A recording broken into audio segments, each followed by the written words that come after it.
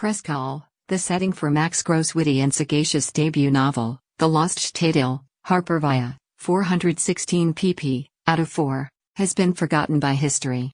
That's mostly a blessing. The Jewish hamlet, tucked in a Polish forest, was neglected by the Nazis during World War II, sparing its residents the infinite death of the Holocaust. But as the novel opens, the present has come crashing in on Kreskol, noisy and terrifying. And bearing some of the anti-Semitism it was spared generations before. The trigger is Pesha, a young woman trapped in an abusive marriage. She's done the unthinkable, leaving not only her husband but the town, a decision not dissimilar to suicide, as the novel's unnamed narrator puts it. Sent to retrieve her is Yankel, an awkward young man who's the town disposable pariah. If Hess turned into a wolf by a witch in the nearby forest, as legend suggests is likely, it's no great loss.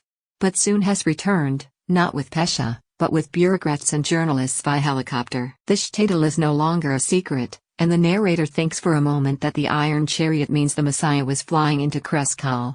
Alas, no. But the setup, and the confusions it engenders, allows Gross to tell a story about history and prejudice that can be both droll and somber. Yankel's journey into Warsaw often resembles an 80s fish, out of water movie or TV show, as he struggles to get his head around modern, or even post-World War II life. He loves Ray Charles' Mess Around because it reminds him of a klezmer tune. But the Holocaust is a little harder for him to believe. Just how dumb do you guys think I am? He asks his observers. Book review: Ruman Alam's timely Leave the World Behind is the best book you can read right now. More painful and dark 2020 could be hinge point. Pete Buttigieg talks Healing America in new book. There's also a romantic touch to the story, as Yankel's and Pesha's fates intertwine in the city. But the atmosphere is darker back in Kreskol. Locals are encouraged to get on the grid, installing roads, electricity, a post office, and more. The novel drags when Gross gets deep into the economic particulars of the transformation, but has attuned to the existential crisis the town is thrust into. As one of the Kreskol's rabbis puts it, can we say no to everything you're offering? Because saying yes means inviting in more than just sewers and power lines.